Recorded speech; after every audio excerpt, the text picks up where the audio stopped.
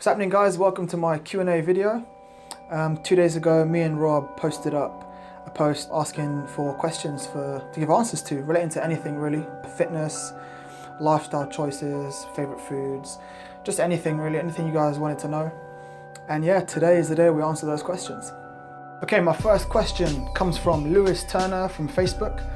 He wants to know whether I'd give up cars or gym, which one I'd choose over the other. I don't know. If I had to choose, I'd have to say cars. Only because there's only so many cars I can drive and afford in a lifetime, but gym you can kind of put into your own hands. Yeah, horrible question, but a brilliant way to start off. Okay, my second question comes from, again, Facebook, Oliver Parry. He wants to know what got me into lifting in the first place and where I see myself in 10 years time. So I'll address the first one. What got me into lifting? I watched a lot of wrestling as a kid. That was my main inspiration, and obviously they all have a lot of brilliant physiques. So for me, looking strong was always important. I looked up to quite a lot of the wrestlers, so The Rock being one of them, Dwayne Johnson, and I still look up to him as a figure of how I want to look and carry myself in the future. 10 years time, hopefully doing exactly what I'm doing now, just on a bigger scale, inspiring more people, training better than ever, just literally what I'm doing now. I love what I'm doing now, so everything stays the same, just on a bigger scale hopefully. So that's 10 years, but for now, yeah, got a lot of growing to do. Okay, my next question comes from Megan Cook, and she wants to know the importance of a rest day. Now, you guys may know or not know that I never take rest days, because I'm a firm believer that if your recovery is on point and your food and your sleep is on point outside of the gym 100%, then you can afford to carry on training with high intensity throughout the whole time, provided your split is structured in a way that doesn't affect your other body parts.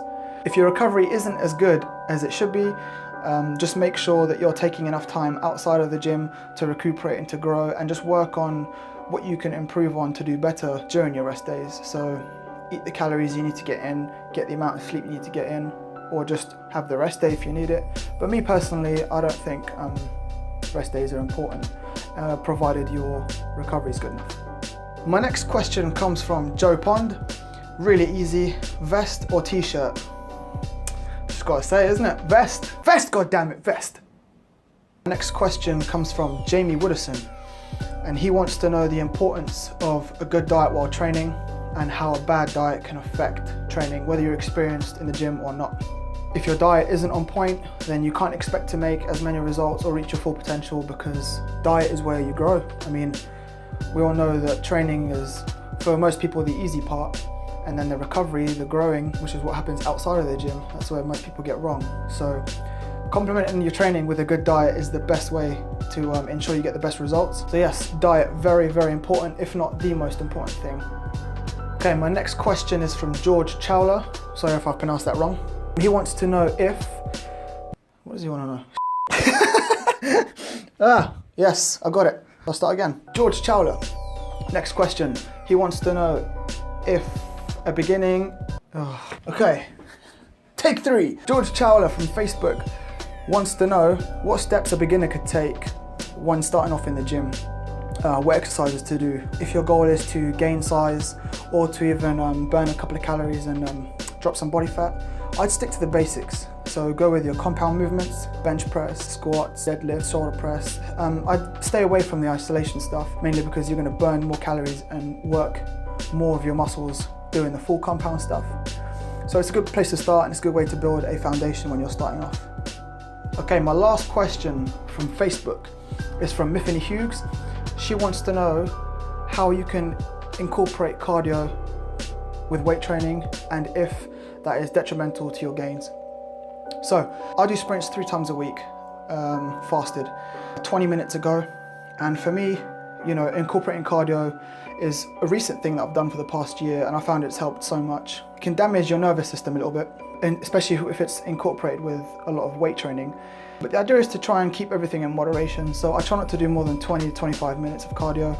Again, you need to choose, depending on your goals, what the priority is for you. So if you're looking to be strong and big, I'd lean slightly towards the weights, but still incorporate the cardio for the conditioning and overall fitness.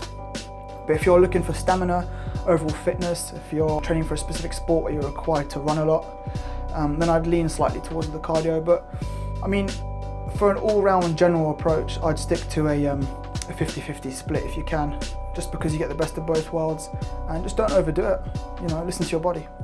Okay, my next question comes from Clementine on Twitter. She wants to know the top 3 exercises for building a better bum, or glutes as we know it. So for me, the number 1 thing comes to mind is squats. Obviously going at a full depth, so you utilize more of your glutes, and then you're gonna get all round good leg development too. So squats is number 1 on my list. Number 2 on my list, hip thrusts. You can do these on the floor, feet off a bench, off a Swiss ball, feet off the floor. You know, you can do these with weight or without weight. And these are brilliant for targeting your glutes and your hamstrings. A very good isolation exercise, and you'll definitely feel it. Exercise number 3, this is in no particular order. We'll finish with lunges. Lunges, you can do these either walking, static, you know, split squats, some of you might know it as, reverse lunges with a barbell, dumbbell. There's so many variations you can go with, but definitely the lunges, because again, enabling you to get that full depth, and then the stepping up motion to target the glutes and the quads a lot. So yeah, number 1, squats. Number 2, hip thrusts. Number 3, lunges. Big bum. Boom. My final question comes from Clementine again from Twitter. She wants to know what made me want to become a bodybuilder / physique competitor. Now, the question I got asked before was what made me want to get into lifting. That's one thing. 5 years down the line, I chose to start competing. For me, I get a rush being on stage. You know, you do 12 weeks, 13 weeks of horrendous prep just for 1:40 on stage if you're lucky. It's just about being on stage with the best of your category and being in the best shape, you know, of your life personally, and just getting up there and really showing, you know, the judges what you're about. I'm not big enough to be a bodybuilder just yet, but I'm on the way. So I'm working my way up the ranks in the UK. Okay guys, that's all my questions done. Thank you very much for your support. We received a lot of brilliant questions, and if you guys want to see another video again for Q&As, we need to get more out of you guys, so give us more questions and we can give you more answers. So I'll post an opportunity to do that again, hopefully somewhere down the line.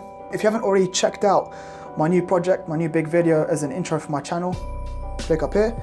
And also give the main man behind the camera, Robert Knott, a follow. Give him a follow. Instagram, Twitter, channels, Facebook, YouTube, my face, he's got all that, man. He's got it all down.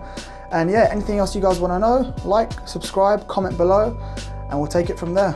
See you guys soon. Peace.